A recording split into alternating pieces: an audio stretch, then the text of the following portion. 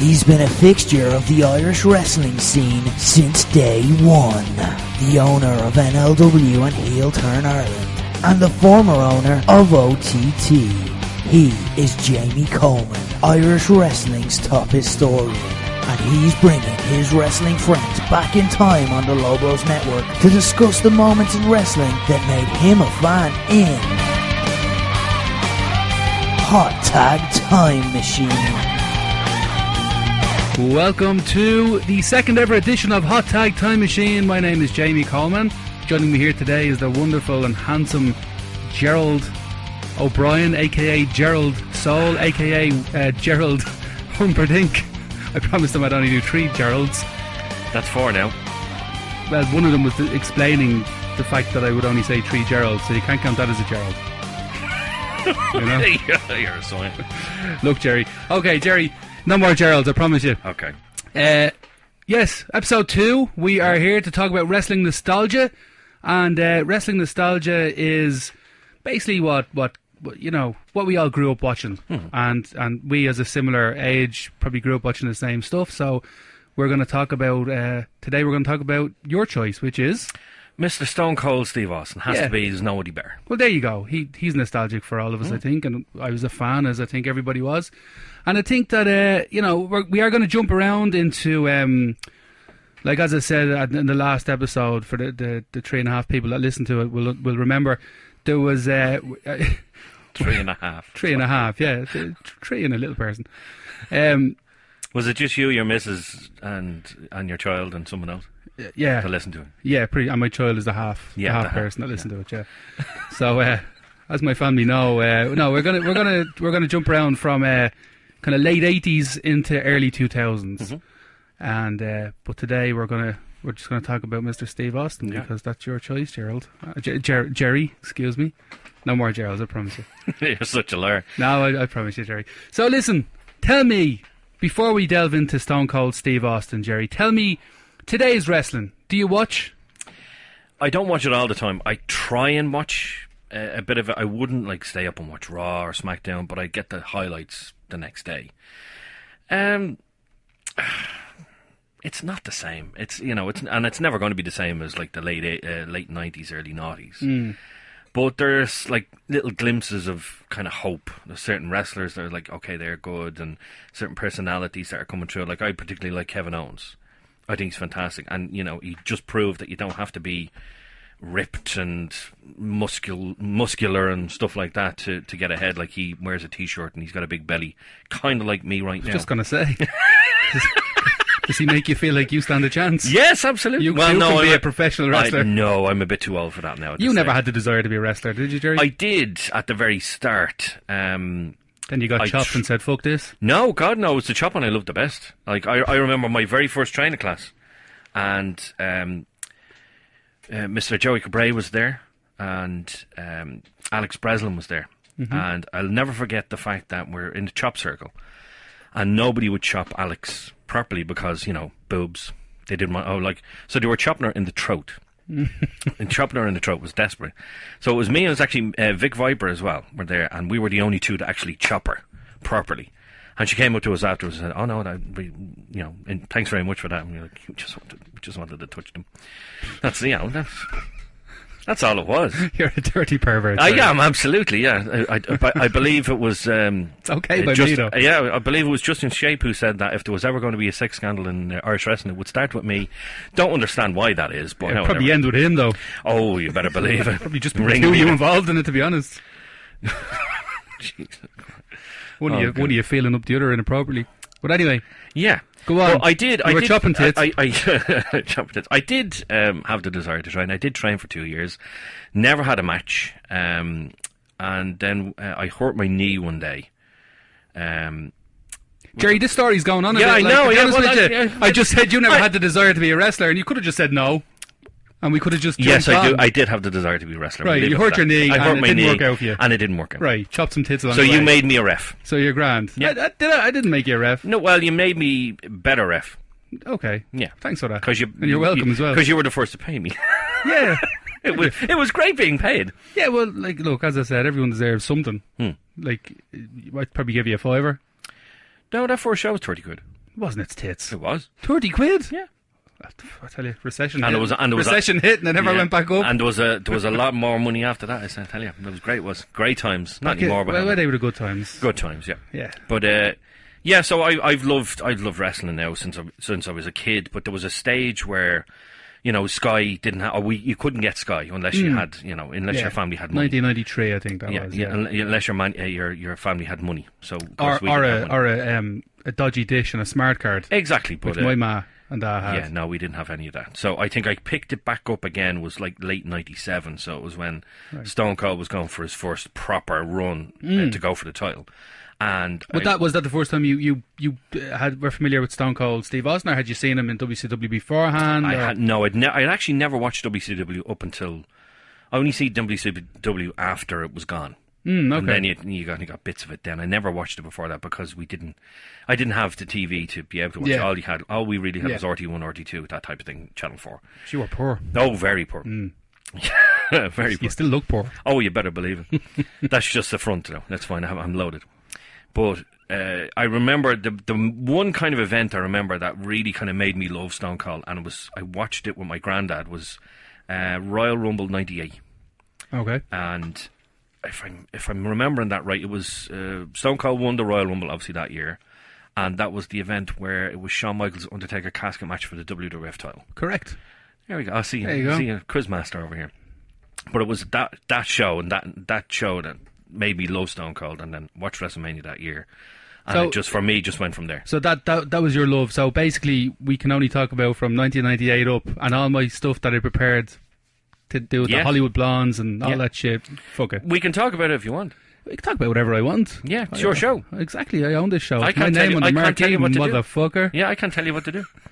Well, look, I saw Steve Austin in '93 when he done Hollywood Blondes with Brian Pillman and the WCW. It was on TV a little bit in 1993, and I would have kind of seen a little bit of it. But I think after that, I found a videotape of Beach Blast '93 somewhere, and it was the Hollywood Blondes. I think it was against Arn Anderson and Paul Roma. I'm pretty sure that was the match.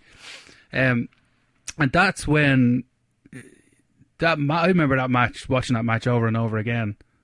I'm pretty sure it was Paul Roma. Yeah. Like, I watched it, I'm saying I watched it a lot. And now I'm saying, well, if you watched it a lot, how come you can't remember if it was Paul Roma or...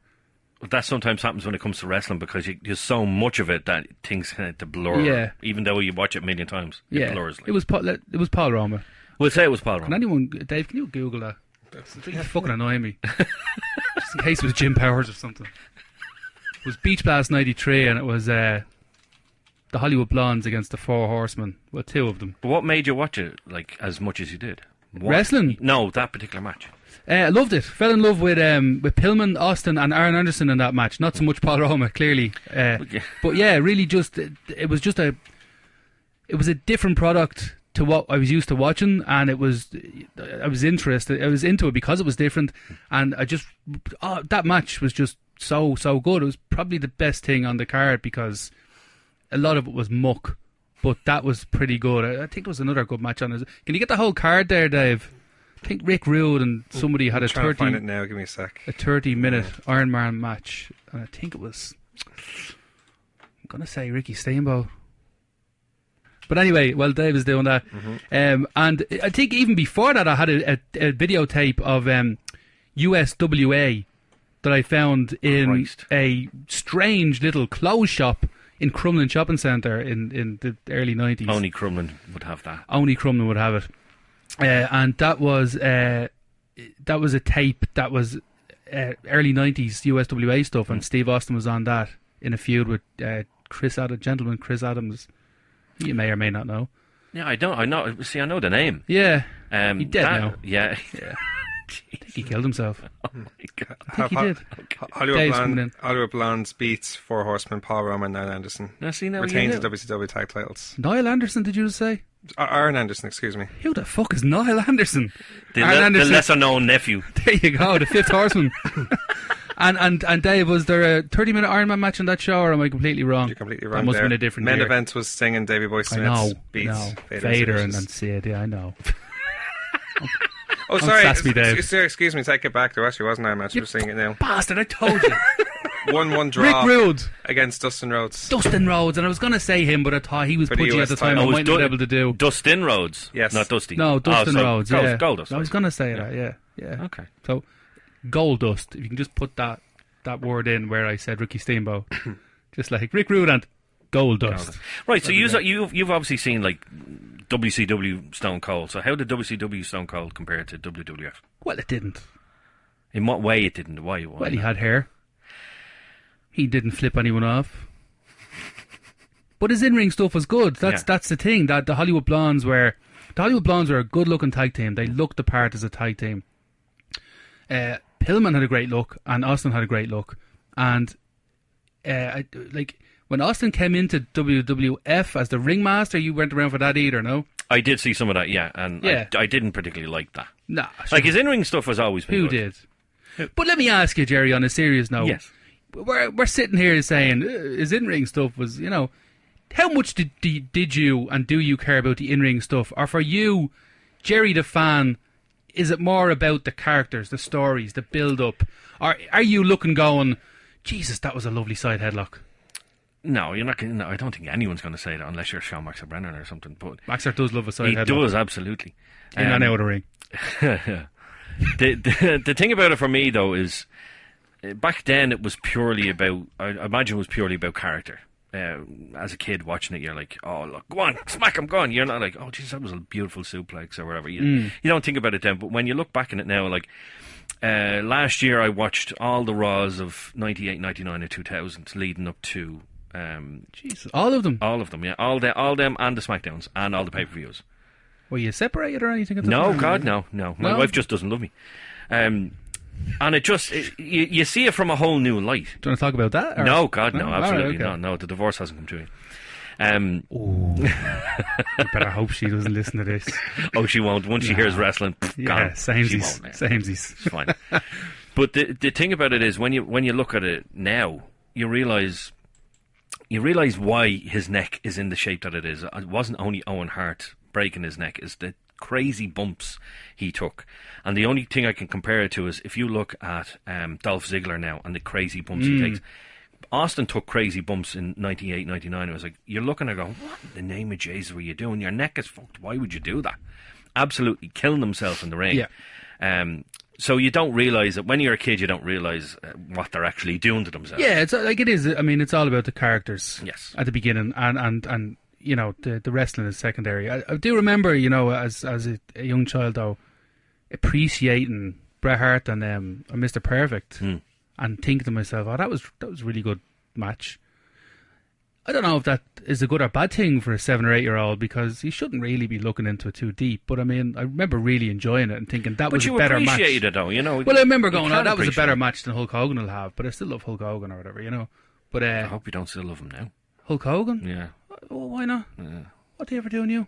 You're just making faces now. It's just I don't like him. You don't like Hulk Hogan? Not really. Ah, Gerry. No. How can you not like Hulk Hogan? No. I kind of liked him a little bit when he came back in, was it 2002? They came back in 2002, WWF 2002? Yeah. Kind of liked him then. Yeah. And then, like, the Mr. America stuff was stupid, but was funny. No, you're talking 2003 there, 2004 maybe. Yeah. Yeah. Not for me. No. Mr. America. I remember briefly what that was, but as soon as the brand split came, I tapped out that whole thing. You didn't like the brand split, no? Liked it for 2 weeks. I still watched wrestling at that time. I just don't have the memory of that period of time that I do for the early stuff. I still watched it, but just maybe not as religiously and not as like in the 90s. I wouldn't have missed Raw for anything. That was in the late night. What was that? It was on a Friday night in Sky Sports, wasn't it? Friday night, 10 o'clock, Sky Sports. Yeah, Nitro was on the other channel. At Friday night. No, I didn't. Yeah, we had that channel. What channel was it?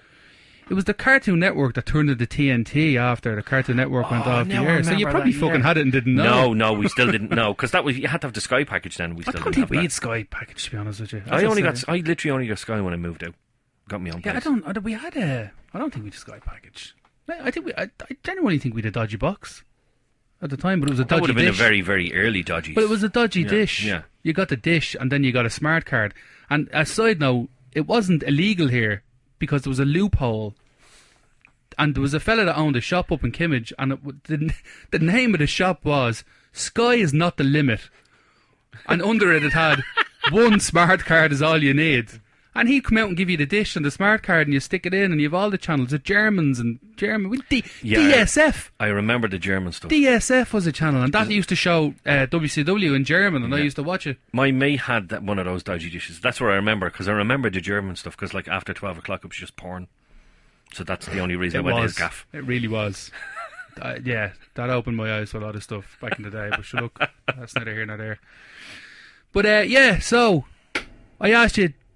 Sorry about that big bang there. I asked you what it was. Was it more characters? You're saying it's more characters, which is probably why you loved Stone Cold. If I hit one more thing in this studio, I'm sorry. I keep moving my hand and I'm hitting I'm sweating like an absolute bastard in this place. We might have to get naked here. Like, it is absolutely roasting. What do you mean? We're already naked. We didn't have to tell anybody that. Stop rubbing me. Gerry. Take your tongue off my nipple. Anyway, so yeah, you love Stone Cold Steve Austin. Yes. Royal Rumble 98, he won it. Mike Tyson was there, called him Cold Stone. And then he went on to WrestleMania 14. He beat Shawn Michaels. He won the championship there, and then he went into his big feud with Vince McMahon. Yes. So you loved that. I loved the Vince. What age were you in 1998, Gerry? 14, 15. Thereabouts, yeah. I can't remember exactly. Yeah, so that's the perfect age to love that shit they were doing around that time. Because was it the edgy stuff they were doing, and you had like all the women coming out wearing bikinis and stuff, and you had Stone Cold, absolute badass, drinking beer, flipping people off, and beating the shit out of his boss. DX What's on not the other to side like? of it doing Exactly, the same thing. Yeah. But mid-card. Yes, mid-card. Yeah. That's where Hunter should have stayed. Don't like Helmsley, no? He's a good wrestler. Not a fan. He's a good wrestler. Who cares if he's a good wrestler? Yeah. Well, he wasn't Stone Cold. It's like The Rock isn't Stone Cold. It's like The Undertaker isn't Stone Cold. Nobody's Are you Stone saying that The Rock should be still mid-card? Or? No, God, no. But that's what you're saying about Helmsley, though. No, Helmsley, yes, absolutely, yeah. But right, you The just Rock, never thought he should have been elevated to main event status? No, he just stayed with the Ross. Really? Yeah. Okay, well, no one else, though. Who else would be honest, he only went there because he married the boss's daughter. But was he married to the boss's daughter before he got elevated? Shut up, Dave. I don't think fired. I'm standing. Well, The Rock should be where he is, or where he was, anyway. Yeah. Undertaker, yeah, absolutely. But Triple H, no. No, just didn't do it for you. No. That's fine. There's an awful lot of people in today's WWE that are main eventers that should be mid-carders. For instance? AJ Styles. Really? Yeah. Why would you think he'd be Why'd you not like AJ? Back off, Dave. No one said you could speak. I'm asking a question. I'm only joking. Ask a question. Very much. It's my studio. Thank you very much. Ask a question. Why AJ? It's going to be a scuffle now in a minute. Yes, there is. Yeah. AJ Styles. For me, maybe AJ is a bad example.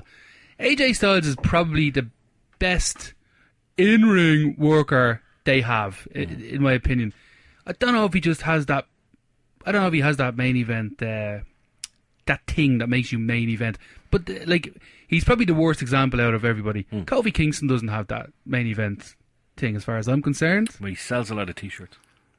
Look, I sell a lot of T-shirts. Doesn't mean I should be in the main event. Really? A lot? Really? I sell them to the wrestlers. They sell them on. What about the likes of Roman Check Reigns? out IrishWrestlingTees.com. Little plug there. What about Roman Reigns, who a lot of people, it's it seems to have a love-hate relationship with the hardcore fans. To me, Roman Reigns is a superstar. I think Roman Reigns is a main eventer. I think Randy Orton's a main eventer. I think obviously Brock Lesnar's a main eventer. Kofi Kingston, not so much a main eventer. Kevin Owens, Kevin Owens. I think even Daniel Bryan. Yeah, he does. I think there was a story to him becoming a main eventer that really worked. I think he was that underdog story. Yeah. That was done really well for WrestleMania 30. That was so well, fantastic. Yeah. That was a super build-up, and they done the right thing. They put the belt on him, and everything needed to be done that way. But then, as soon as WrestleMania 30 was over, bomb. Fans we followed his journey, and now his journey is kind of over. So he has the belt. That happens a lot. Fans kind of turn on you a little bit when you've got to where they followed you to get to. Wrestling fans are bastards. Absolutely, yeah. But I agree with you with Randy Orton, absolute main eventer. Love Randy Orton. I think he, to me, is kind of like the natural progression from a Stone Cold to a Randy Orton. not only because like the whole snake aspect of the two of them. It's just he's really, really good. He's a great look, fantastic look for a wrestler. He's tall, he's muscular. He's the whole. That's package. what it is. It's it's got to be about. When we were growing up as fans, it was all about look. It was like if you didn't have the look, you didn't have, and that was what made wrestlers larger than life. And when I look at the WWE now, it's like, is Kevin Owens larger than life? No, he's not. Is Kofi Kingston? No. Not really. Like, there's actually not many. Roman Reigns, no. Roman Reigns is one. Brock Lesnar is another one. Braun Strowman probably is. Strowman. But like, he's not there yet. He's getting there. He's not there yet. Yeah, but I mean, they kind of booked him into a position where he may never get there. They seem to do that. They kind of done that with Big Show as well. They've done that, yeah. They dropped the ball a lot with a lot of the guys. Seems like it. No, look, these people are making millions and we're sweating our bollocks off here. So maybe they know a little bit better than we do, but just from a fan's perspective, I want to enjoy the product now. I don't want it to ever come across like I'm shitting all over the product. I want to like it. I watch it and hope that I'm going to see something that I really like. There are certain things that I look at and go, geez, now I'm liking that. Like, I'm kind of liking the stuff with Bray Wyatt. I think it's kind of interesting what they're doing. Yeah, but I really enjoyed the last stuff with Bray Wyatt, and they fucked that up royally. Yeah, well, we'll see how it, like, it looks now like he's going to destroy Finn Balor, maybe at SummerSlam. And just come out as like he's going to be the big bad now, and I'm liking that idea. But if they get it right, and there's no guarantee they're going to get it right. They've got it right so far. You got to give the benefit of the doubt, because you've got Bischoff and Heyman running things now, so it's like, what are they going to do? Yeah, how much of that is going to be them running it, and just how much of that is just a front? I don't know. Like, I'd like to think that it's actually there's been a couple of things like they've been a little bit edgier. Like testing the waters of how far they can go. Like somebody, Kofi Kingston flipped off. Who did he flip off, Dave? Samoa Joe, I think. Samoa Joe. He flipped off Samoa Joe. Then you have people saying shit and all on the show. I was like, I know that's nothing compared to Attitude Era, but it's leaning towards it. Can't be Attitude Era. I don't think flipping someone off and saying shit is going to do anything for the product today. I think when people that grew up in the Attitude Era say, they want the product to be better, people automatically assume, you want it to be Attitude Era, but that's not what I want. I don't think that that was good then. It's not good now. So seeing somebody give someone a finger or saying the word shit, like, so what? I wouldn't want the Attitude Era now, because you don't have the likes of The Rock, Stone Cold, DX, Undertaker and Kane, stuff like Jericho and all that. You don't have that now. They're all completely different, and it's almost like they couldn't fill those boots. The lads are around now. Definitely not. I don't know if everybody is given the chance that they maybe should be given to express themselves and be themselves. If I'm to believe a word Dean Ambrose says. And he's never lied to me before. The thing is, there was somebody I genuinely did like. If he was allowed to be who he was supposed to be, then it would have been fantastic. But now it's like, he's gone off it now. He's fucking, in Japan now, and he's with AEW now. And let's see how that goes. I just hate AEW. Did you want to talk about that? I don't mind. I haven't seen any of it, but I've got like highlights and stuff like that, and it's got that edgy feel to it. And I love the fact that JR is there. I know people think JR has come over the hill now, but I still love listening. I don't think he's over the hill. I still love listening. AEW is. Did I watch it? Let's be honest here. No. No, I didn't watch it. I caught the highlights. No, I did. I watched a good long highlight package of Double or Nothing, and I watched a good long highlight package of Fight for the Fallen, and from what I saw of Double or Nothing, looked really, really good. Looked like they were doing something that may have been going in the right direction. Watched the highlight package for Fight for the Fallen, and didn't see the whole thing, don't know, but just came across from what I saw very indie. And I don't think that's where they need to be going. I think they need to keep that, obviously, that core indie audience that are going to the shows and selling it out. Keep them happy, but they've got to go a little bit more mainstream when they go on TV. Because I think they'll pop a good rating. I don't think their TV is going to be They're definitely going to do better than TNA. 100%. Oh, yeah, well, 100%. TNA now. TNA anytime. Yeah, well, like there's been good periods, but they've never really got good ratings. I think they done 2 million at one stage, though. Well, one show, maybe. I don't know, Gerry. Like, I don't have the stats, but I think they were doing okay. Like, for a little while. Yeah. Not anymore though. Like nobody watches. No one watches it anymore. It's completely different. That's another story. Like, but I do jump in and out of a little bit of it's Impact Wrestling now, but like. But it just seems so small time. Yeah. Like you look at that. Look at All or Nothing. That looked like a WWE pay-per-view. Absolutely. It looked huge, big arena, sold out. Double or Nothing. What did I say? I think you said All or Nothing. Is that the next one? All or Nothing. I think it's called All Out. Yeah. Well, I got some of the words right. Go fuck yourself. Double or Nothing looked great. Stage was fantastic. Even the little bit that Cody Rhodes did with the throne and destroying it with the sledgehammer, I was like, oh yeah, I like that. Yeah. Like he's obviously not going all out to try and go against WWE. No, but they're throwing the little teaser. Stuff like that's better than somebody saying shit or flipping somebody off because that's a little bit tongue in cheek. Or look, we're just letting you know that we're here, and they just need to make sure that they don't become too indie because they need to get that casual fan to watch. So they need to kind of make sure that. Yes, the indie darlings are protected and all the indie fans are continuing to watch, but at the same point,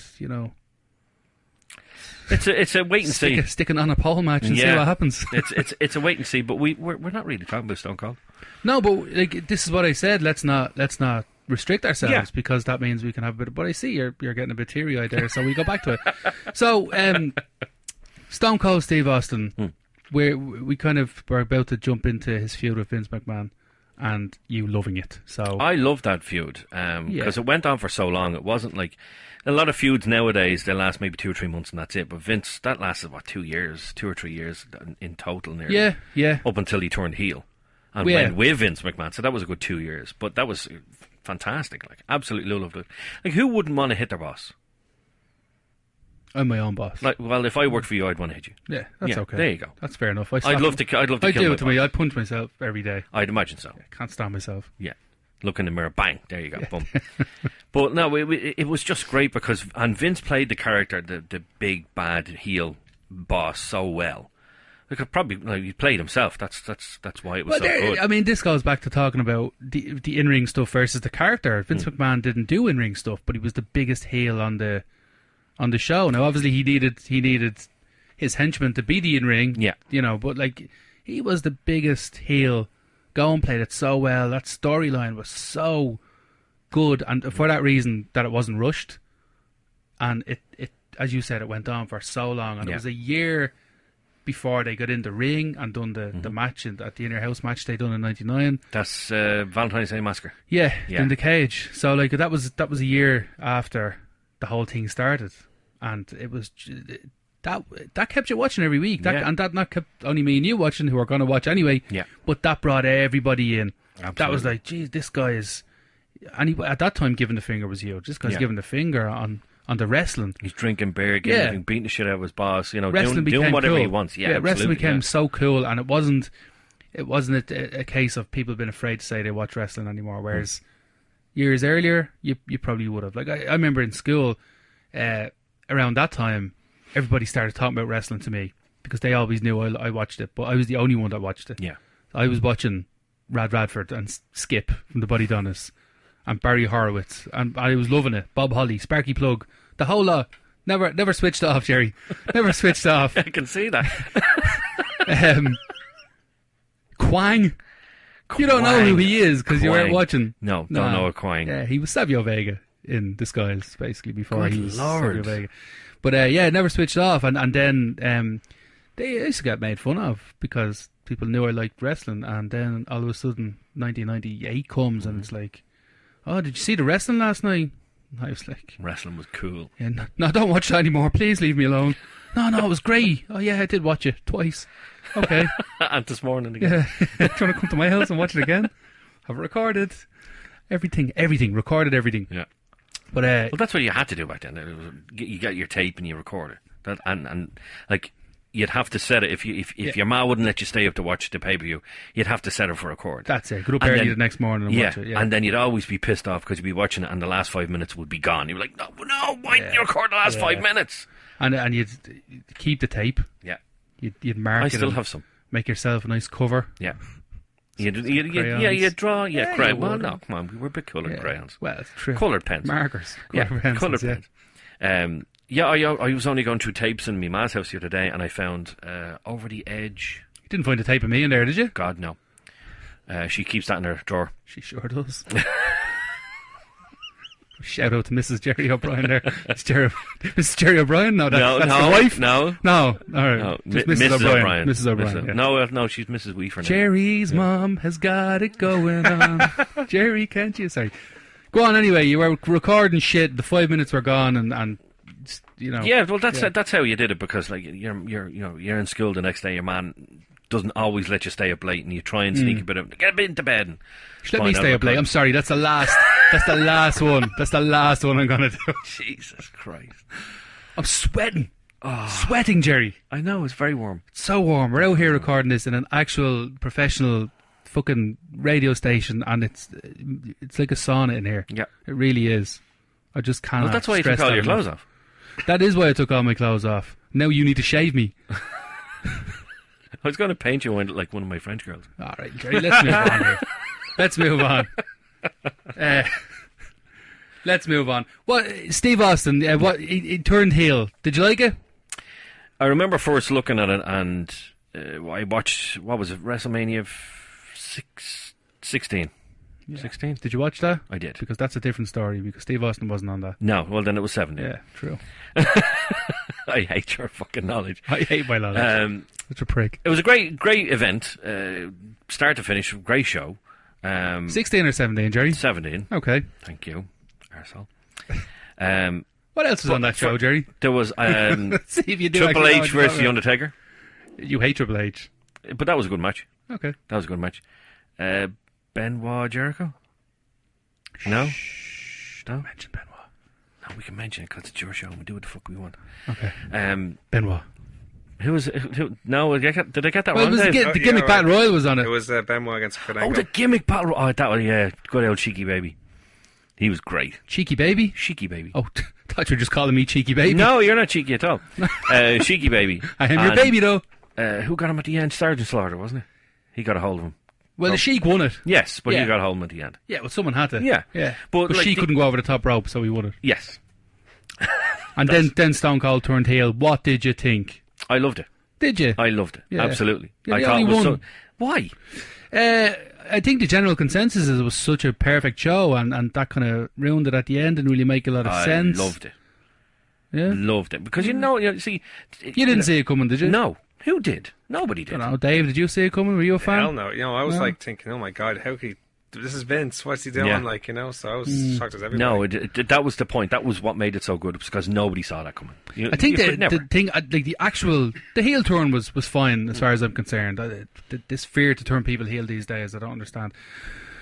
But the heel turn was fine. I think what kind of messed it up a little bit at the time was that it was in Texas, and they as Austin smacked The Rock with the chair over and over again, and it was obvious him and Vince were in cahoots. Mm-hmm. The fans cheered so much that it felt almost like a Vince turning face rather than an Austin turning heel. Because I think a lot of people in the crowd didn't really understand. No, a lot of people didn't want Austin heel. Yeah. And he wasn't accepted heel. And I think the difference, if you go back to Hogan turning heel, Hogan came out and turned heel, and the next night he was a completely different Hulk Hogan. Mm-hmm. He went from the yellow to the black. Yeah. He walked with a swagger. He was like, he was a completely different Hulk Hogan. He totally transformed himself. And you don't like Hulk Hogan? No. I did like the heel turn Hulk Hogan. Yeah, that's okay. It doesn't matter whether you like him or not. The point is that he done it so well. And say what you will about Hulk Hogan, but that he was a really, really fucking good heel in those later WCW years. Whereas Austin didn't change enough to have that. Austin was so hot. He was Hogan hot. Like, he was Hogan hot as a face. So for that to be effective, I think he needed to totally flip it, just like Hogan did, and become a different character. He never did. Didn't do that. He stayed the same. Like Stone Cold was never a coward when he was a face. He would go into a ring and fight 20 fellas at once, even though he knew he was going to get the crap beat out. But as soon as he was a heel, running away from Hardy Boys and stuff like that, I was like, no, that's not what Stone Cold does. Even though I did like the heel turn. I did it. I enjoyed the two-man power trip with him and Triple H. That's another Triple H moment. I liked it. Yeah, I hate Triple H. Fuck him. But he was main event then, so it was fine. Nah, true. He was. I've always wondered about that though. Why would somebody go Especially back then. Why would you go from being WWF champion to a few months later saying, "Oh, I'll be Intercontinental champion"? I don't think he probably didn't have a choice, Gerry. Like, I know, but in terms of storylines, why would they write that? Like, have them as tag team champions, fine. But why have basically Triple H lower? I would imagine just so that they could say they had the 2 belts. I'd imagine that's all it was, just so they can say, "Well, give Vince on the phone. Put these 2 lads." I tried to ring him earlier on. He fucking hung up on me. I presume that's why. Didn't last long, the power trip, because Hemsley messed himself up, but you were probably delighted about. What I would have liked to see, even though I didn't like him back then, I've kind of grown to like him over the years with certain things that he's done, but what I would have liked to see is how he would have been in the invasion angle. Yeah, what way would he have been used? Would he have been this a face? Would he have been a heel? Would he have joined WCW because he, like Stone Cold, he came from WCW? I would imagine the plan was for him to go face and have a run against Austin. At that time, they probably didn't know what they were doing with the invasion angle. That invasion angle didn't happen for a few months later with the whole ECW coming into it and that sort of, and that was muck as well. That whole invasion angle was fairly muck. It could have been done so much better. Yeah, but they needed more star power. Like, you look at the Survivor Series winner take all. The WCW team had Booker T. He was really the only one. Yeah, that's all they had. Booker T and what was it, Rob Van Dam? Am I right about that thing? Yeah, that's all they had. And then maybe the Dudleys and Shane McMahon. Like, Shane McMahon, it was Stone Cold. They should have had and Shane. Should have been NWO or Sting or Flair or Goldberg. They just didn't have anybody. No, they had nobody. But it was amazing. As soon as the invasion angle is gone, they all start filtering in now. Yeah, they should have had them from the start. Yeah, well, I suppose contracts and shit like that. I know, but still, like, imagine it was NWO. Imagine, Gerry. It would have been great. Yeah, it would have been really good. But it wasn't. So no. Austin's stuff got comedy. Yeah, with Vince and Kurt Angle, wearing the cowboy hats and playing the guitar. It's all a bit silly. Didn't like it, no. Didn't like that stuff. No, I liked. Thought it showed another side of him. I thought it was good. I think he was injured at the time, so I thought it was. I thought it was good. It was okay. It wasn't great. I loved the in-ring stuff. Wasn't great. No, of course not at that time. It was fairly effective at that point. But it was good. It was. I did like. There was one point during that whole area of 2001 where.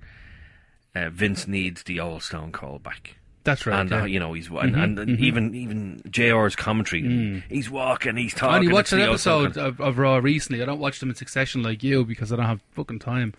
I sleep at night, but like you obviously don't. But I mean, that particular episode I did watch recently. Yeah. So good. Yeah. They built it up so well. I need the old Stone Cold. Even the stuff of him just sitting in the bar and watching the TV and he's starting to get pissed off and then he breaks the cue. And that was when he came in and upended everybody. Yeah. That was right? fantastic. And then they done the invasion pay-per-view and he turned heel. And so he was heel and then briefly turned, like, for like 2 weeks he turned face. No, it wasn't even 2 weeks. It was a week. Yeah. He did a Raw and a SmackDown as face and then on the pay-per-view he was face and then turned heel again. And they done the swerve and turned him heel. Weren't afraid to do it back then. Worked. That was good. That was. You liked, so you prefer that heel turn? It got me. Yeah. I thought it was good. They kind of had me going with the knee injury on the outside. I think they were doing knee injury where there was medics and stuff. They kind of had me on that, and then he turned heel. Yeah, I remember thinking that was pretty good. I think the WCW Austin was a little bit different. No. I mean the. I know. Yeah, I know. You're such a fucker. He was a bit different then. Even the way he talked in the ring, he was a bit different then. So it was that heel turn was definitely more of a successful. There was an element of comedy in that character as well. I don't know if you remember the Austin Rock in-ring confrontation before Survivor Series where they done about 3.5 hours of just singing. Yeah. And then the Rock dropped him, didn't he? Yeah, ruined it. Yeah. Ruined it. They should have just went off the air with the two of them hugging. That was funny shit. That was good, yeah. But before that, I didn't know Steve Austin had a funny side before that, so I liked all that comedy stuff. That gave us another look at something else that Steve Austin could do. It was a different Steve Austin, yeah. Yeah, it was different Steve Austin. It was good. And then went babyface again just after Survivor Series, and Ric Flair came out, and that was a good Raw as well. The Raw after Survivor Series. Yeah. Was it? I like that, yeah. Okay. I especially like the end. You've got, I don't remember the start, middle. Well, I do remember. You tend to remember everything about these fucking shows. Yeah, but I tell you, you're getting closer and closer to that stage where... You can't remember it. Where I just, I thought... Your brain dissolves. I started, maybe I found something to do on Friday nights, I don't know, but this is around the time where I get a little bit hazy. Right, well, I'll remind you of what happened, right? Vince McMahon's in the ring, he has the WWF Championship. You love this shit, Gerry, don't you? I love this. Go on, go on, do it. WCW had lost, Stone Cold hadn't been seen, Ric Flair appears because Vince McMahon's just about to give Kurt Angle the WWF title, and Ric Flair goes, this is not how you want to do it, this is not how you want to be WWE Champion. You should beat him. To beat a man, you've got to beat the man. Boom, Stone Cold's music hit, comes out, beats the shit out of Vince McMahon, beats the shit out of Kurt Angle, and he looks dead set on Ric Flair, and Ric Flair puts the title on his shoulder, and immediately face, gets the beard holler, and the entire 6 months to a year of being a heel, forgotten. Absolutely forgotten, and he's back to being face again. That's it, that easy. Yeah. And why won't they turn people heel these days? I don't know. I'll never understand why they never, ever, ever turn John Cena heel. Yeah, I don't know. Like, I know he had, fantastic T-shirts and merchandise sales, but it wouldn't have worth that much. Stone Cold's T-shirts and merchandise you can flip it back so easy. Yeah, you can flip it back. Roman Reigns is more mind-boggling to me. Roman Reigns is a fantastic heel. I don't know if John Cena would have been that good a heel. He would have to completely change everything. Roman Reigns would be a fucking great heel. They had him Roman a Reigns bit of a tweener, though, didn't they? Who's this now? Roman Reigns, he was a bit of a briefly, tweener. I think, after he beat Undertaker. Yeah, but it was great. That would have been the perfect time to switch him. Perfect it was, yeah. But I mean, he's one of them guys that him as a heel could make me turn back on. He's like, not that could turn me on. That could it probably would as well. That could be Gerry. That could make me turn back. I think he'd be so good as a heel. I think Roman Reigns is one of the coolest dudes they have there. Like, he has a great look. Yeah, they dress him up. He can actually wrestle. They dress him up like D'Lo Brown, which is ridiculous. But Roman Reigns strolling out there, a pair of sunglasses and a suit, like that's a cool dude. Like, he looks like a fucking Mexican cartel boss walking down there. And that's not to be in any way racist, because the man is not Mexican, he's Samoan. No. But he has that look about him. Do you know what I mean? He has that sort of cool swag. He just looks cool. When he talks, he's cool. Wrestling fans that don't buy into it. I know there's more out there than just the wrestling fans that boo him. Probably a lot more. There's kids that love Roman Reigns. Doesn't matter, turn him heel anyway. Doesn't matter whether kids love him or not. Well, see, nowadays, after him coming back from and beating cancer, you haven't got those boos anymore. They're non-existent. Are they not? Yeah, no, he's a full-on face now. Is he? Full-on face. Dave, is that true? Yeah. Yeah. Oh, yeah, I haven't. I'll watch it. I guess all those fans were sympathetic. Obviously, it's a horrible thing to go through, and they can't help it, but to cheer for him. But the main reason, with Roman Reigns and John Cena and New Day never turn heel, simply money. All the money to make merchandise. And if that money keeps coming in such a rate, why would they want them to turn heel? Simple as that. Well, see, they don't want to risk it. They just don't want to risk it. They had to, back then, they had to be edgy. They had to do different things because they were against the competition. WWE have no competition. Now, unless it's someone who has previously been a heel before, let's say like a CM Punk at the time. Yeah. Then they could. That's no problem. Somebody who's already been, look at Jericho, he was heel. Well, they know his shit's going to keep selling. Yeah. CM Punk has that indie following, so all those marks follow him and smart marks or whatever. That's not meant to be a insulting term. We're all marks. Mm-hmm.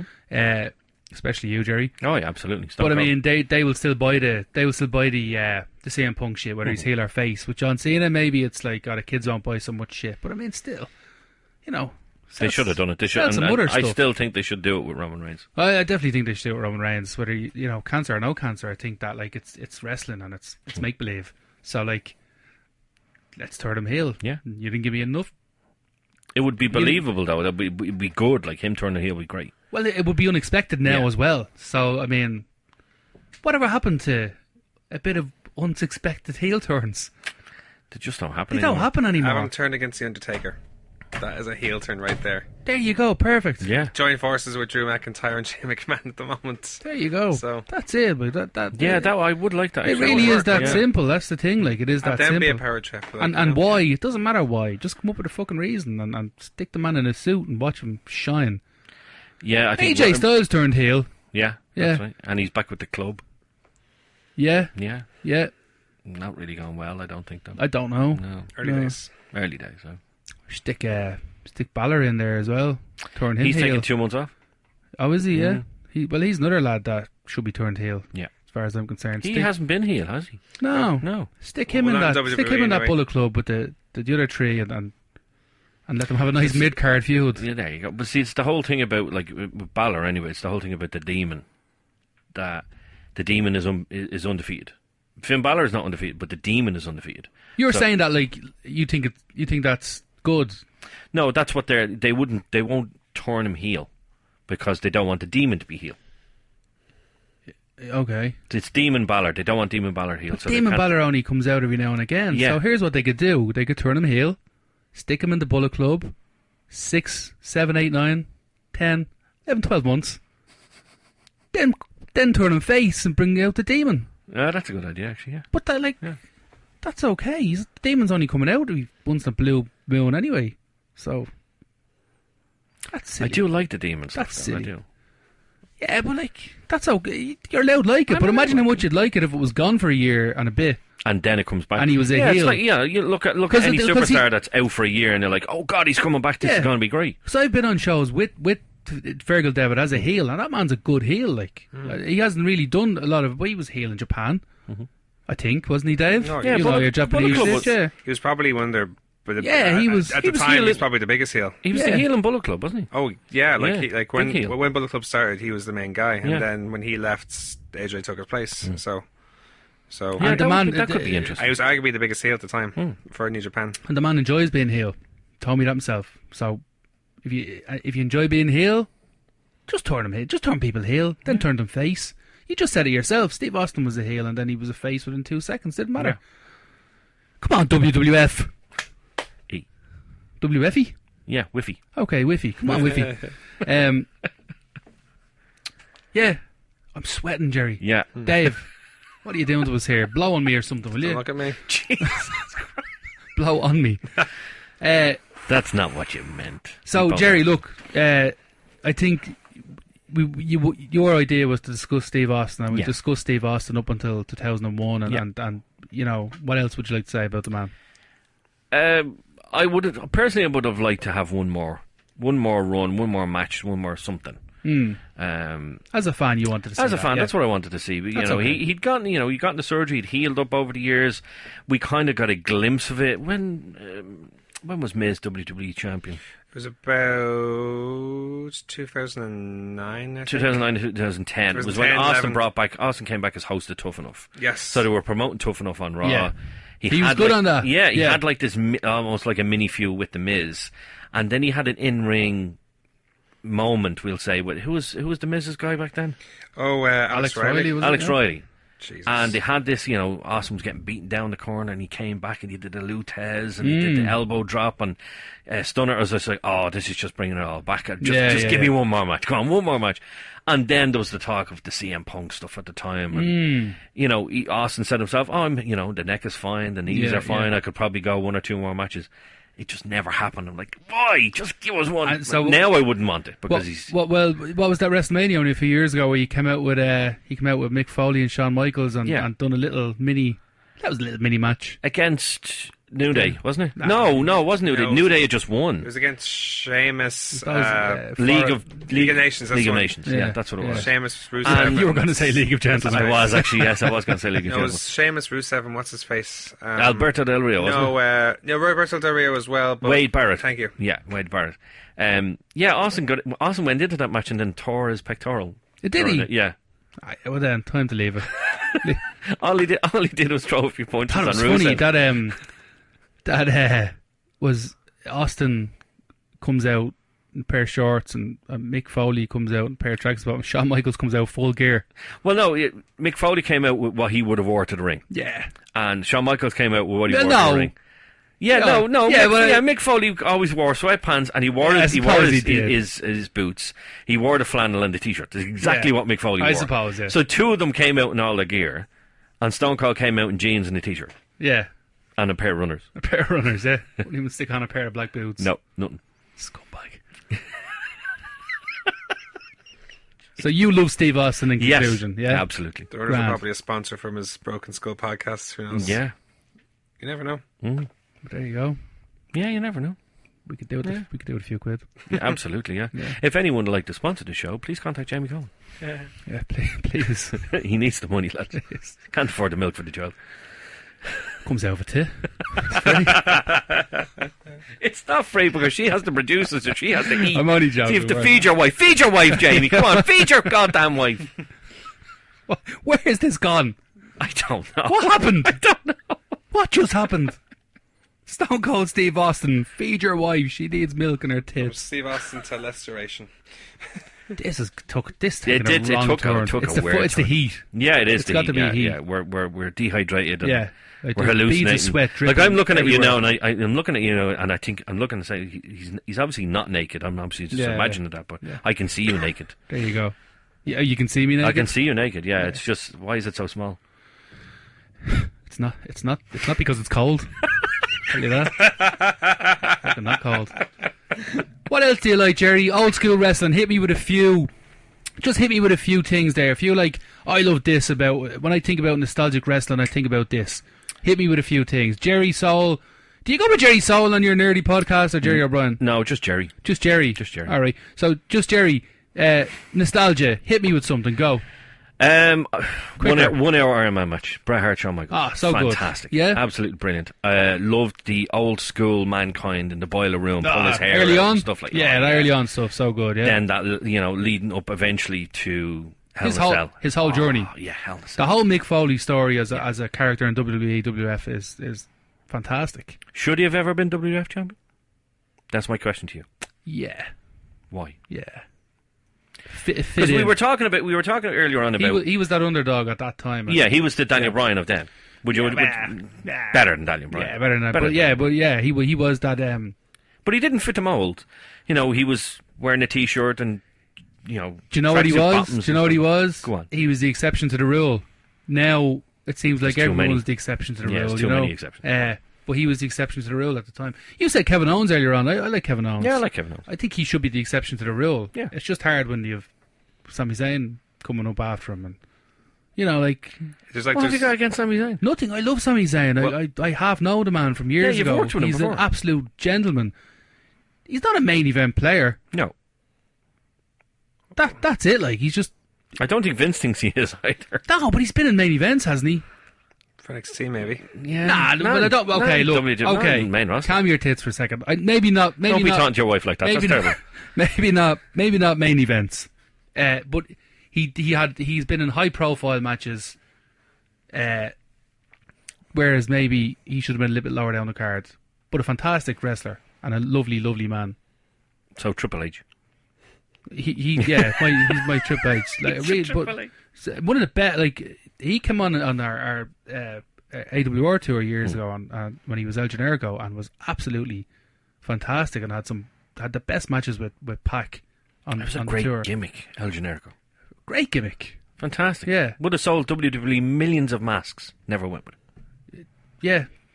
But they didn't. He came in and they didn't have Rey Mysterio. They didn't. Had like one, maybe Kalisto, one mask guy. Wasn't really doing well. Wasn't over. El Generico could have come in. But I think Sami Zayn as a character is really good. I think him as an on-screen character. I think his facials are way better than he probably ever thought that they could have been.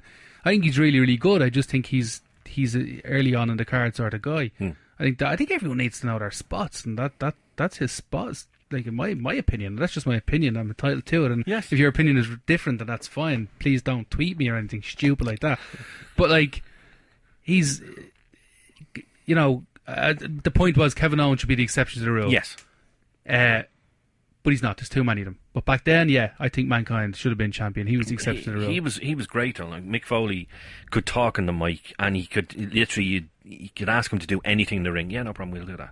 Well, his journey was off. Everyone was there for the whole journey. Yeah, that's when he'd done those backstage skits with him and Jim Ross, and Jim Ross done a few of them. I think he did one with Goldust as well. And they were, at the time, they were half kind of, let's get a little bit of insight here. They were fully, obviously, in character and stuff, but still, like the Mick Foley story it's great. It's kind of his actual story as well. He did jump off a roof like an idiot, and he did want to be dude love when he was a kid, and he did lose an ear.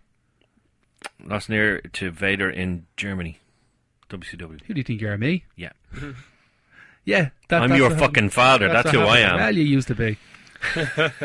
Now you're just somebody that I used to know. Oh, that's lovely. Isn't that lovely? But yeah, anything else, Gerry, that stands out for nostalgia? Anything Undertaker.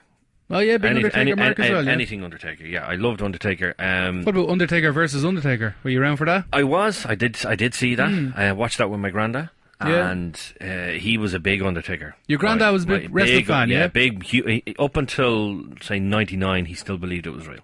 Really? Yeah. And I mean, he'd be sitting on the edge. He wanted to believe it was real. Yeah, exactly. Yeah. He was sitting on the edge of his seat. Hit him! Kick him! Hit him! Get up! Hit him! No, so he was probably one of those men that watched World of Sport and oh, absolutely. Stuff, Big Daddy and Giant Haystacks. Yeah. He would have loved all that type of stuff. Yeah, okay, yeah. But it was the Undertaker versus Undertaker match, and he loved to hate Ted DiBiase. My granddad did, and just the Undertaker versus the Undertaker was brilliant for that. Well, it's not like a 5-star match, but it was more character driven than anything else. It was great. Yeah. But that's what I like to hear. Like that's a man.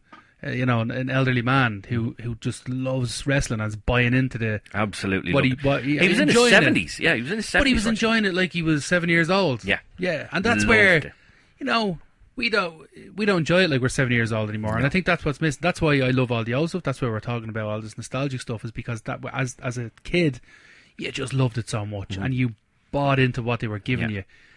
Even looking back now, what they were giving you was good. I think the stories were good. You'd sit through Wrestling Challenge every week, even though it was bit of superstars on a Saturday. Yeah, but they were all squash matches. But then you get the interview and the little bit of storyline progression. You'd get a little bit of Raw, and you'd get I like the interviews every now and then. I'm talking before Raw ever came along, like this, early '90s stuff, like when you're just. You're older than me, so ever so slightly. Yeah, still older. Yeah. And wiser. So all that stuff is like, that's the stuff you loved and you bought into it. I like to hear that your granddad loved. Oh, he loved it, yeah. Loved Undertaker. Yeah, I would always kind of get the shout saying, "Oh, are you coming over to watch it tonight? I have last night's pay-per-view or wherever it was before we got it in the house." Yeah. And I'd go over after school, I'd have me dinner, and then I'd sit down. My nanny be there as well. She wouldn't really be watching, but she'd kind of like out the corner of her eye, kind of. She loved it. Yeah, absolutely, yeah. Didn't want it to be like she calmed. She'd be like, "This fucking Egypt watching." Yeah. And then, but the corner of the eye should be definitely watching it. I was like, "Yeah, nanny, you love it. Don't be lying." And so that's where I got my love for wrestling from my granddad. I remember he even had on the mantelpiece. It was two rubber figures. One was Hogan, and the other was Macho Man. And he had them on the mantelpiece, one either end of the mantelpiece. Figures there. Figures, rubber figures. Figures. Yeah. Yes. Yeah. And he had them on the mantelpiece. So she had like all her little ornaments and things like that, and then just two wrestlers either end. Either end, yeah.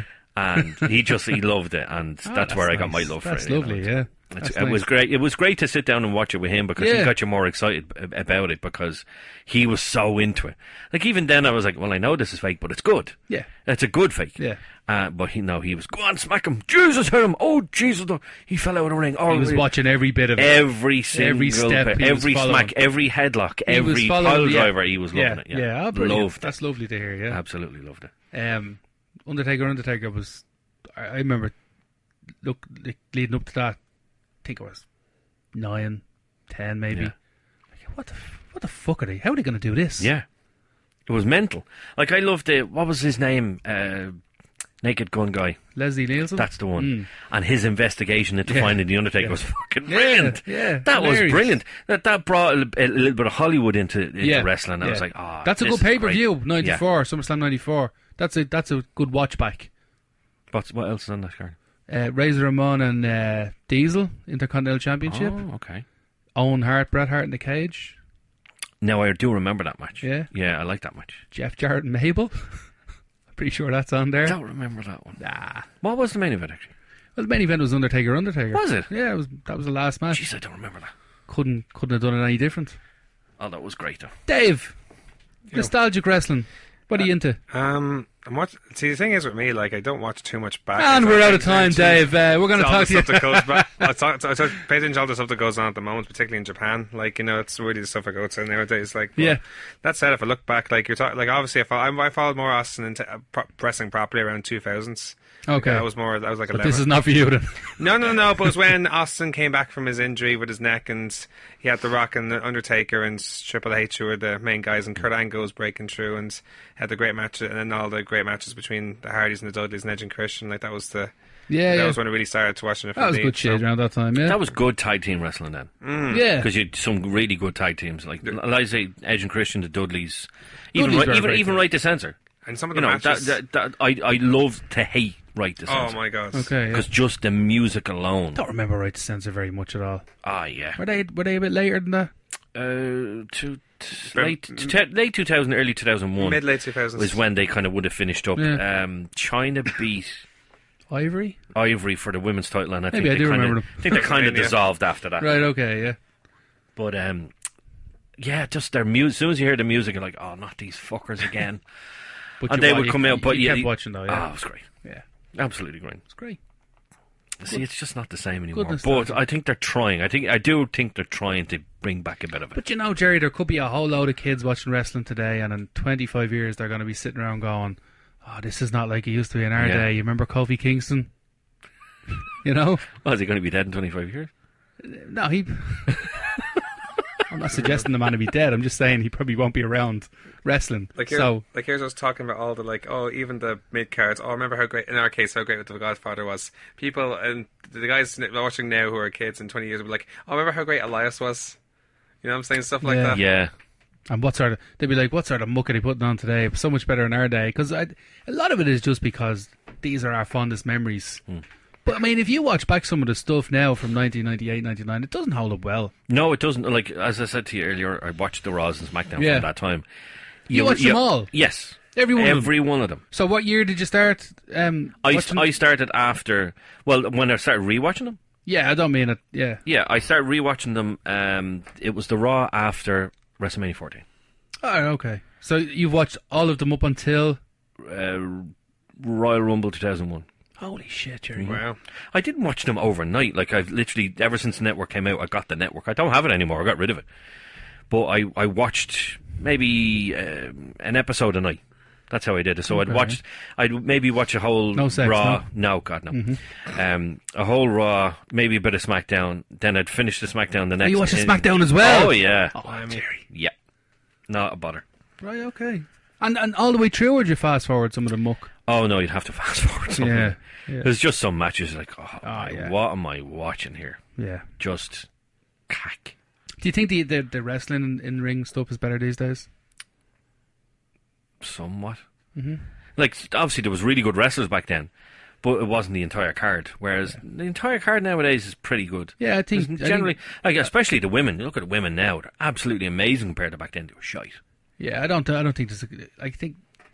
There's more variety more than anything nowadays. Like so. Yeah, Like, not there- just, look at obviously the women's wrestling's improved. Then you have more lucha libre, more. Yeah. Well, the in-ring stuff is probably, I think, arguably better now. The booking was this, what I just refer to as 50-50 booking, where nobody really gets over.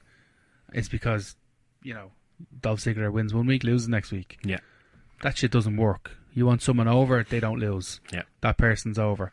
You want someone over, they never win. That's their gimmick. But there's a lot of 50-50 booking now, which I think hurts the product more than... It just be more kind of than- all over the place. It's more than anything else, I think, that hurts it. And just that and the lack of consistency in storylines is probably just my two pet peeves in wrestling, and that's what they do all the time now. And It's almost like there's that's no probably the reason why I long-term- don't watch it. Like, It's like there's no long-term booking anymore. It's not like you look at the Austin stuff and Vince McMahon. That went on for months. Whereas Years. a feud can be over, years. A feud can be over in maybe a couple of Raws, a couple of SmackDowns, and a pay-per-view. Oh, that's it. It's done. yeah, exactly. No, I want a bit more than that. I need a bit more meat. It needs to be more meaty for me. We want a bit more, Jerry. Yeah. A bit more meat. A bit more meat in the bone for you. It's clearly Yeah. not enough on you. No, Well, not clearly between your not. legs anyway. Not between me. And on that note, Jerry, I think I'm going to do a quick plug. Then we're going to leave it at that. Yes. So, listen, Jerry, I'll talk to you about this. No Limit Wrestling. Yes, I run it. you do. We have a show in October. Yes, you do. It's months away. Yes. But it's going to be a good one. Yes. It's called Going for Gold. It's going to be amazing. And it's in the Moat Theatre Nice, just outside of Dublin there, a few minutes up the road. It's a lovely theatre setting. It's a nice little venue. One of my favourites. One of my favourites, yeah. And I think that the breaking news is, Gerry, that you might be coming back to Irish Wrestling as part of that show. I'll be lacing the boots up again. Who thought I'd ever do it again? Lacing the Clark shoes up. Yes, well, yeah. Clark shoes. Shopping Clarks? Pennies. Do you know, for years when I was a kid, I thought that was called Clanks because of the logo. The R looks like an N. Like for years, up until I was about 12.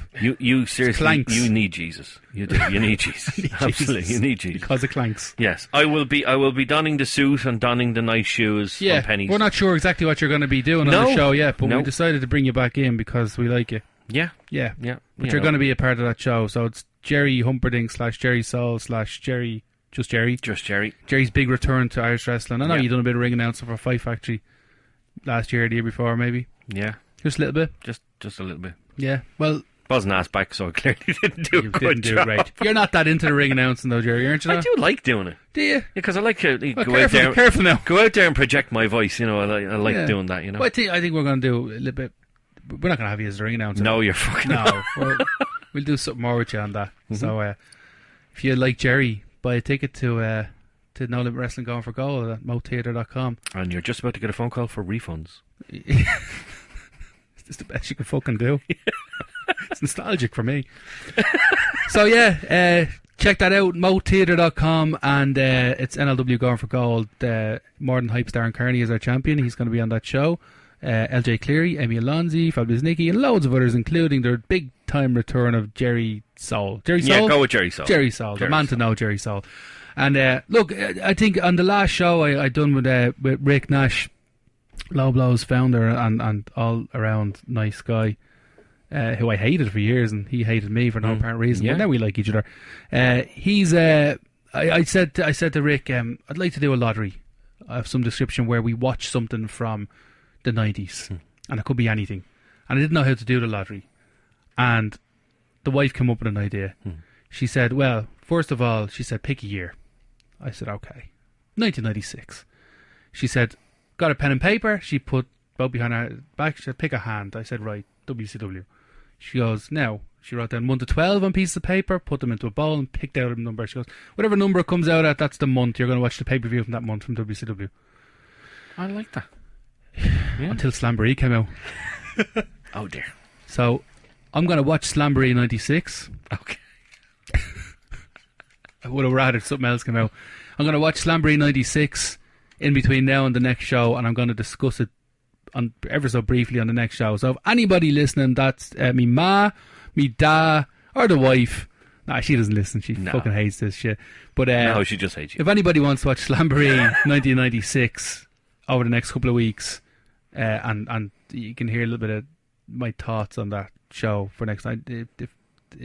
I don't know who's going to be on the next show with me as a guest, but like it might have to be you again, Gerry. No, I'd be washing my hair. That's harsh. That hurt. That hurt so much. But whoever is on that show with me, I'm going to try and get them to watch a little bit of Slamboree 96 as well, and we're gonna discuss it. Probably not in great detail because it's Slamboree 96. I think that was just before the good times in WCW. I think that was just before shit got good. So that's it. So with that having been said, I think I have a little tagline that we do as we wrap up. So Gerry, thanks very much for being on the show today. Dave, thanks very much for producing it and giving your 2 cents. And with that having been said, we're out of time, folks. So long, everybody.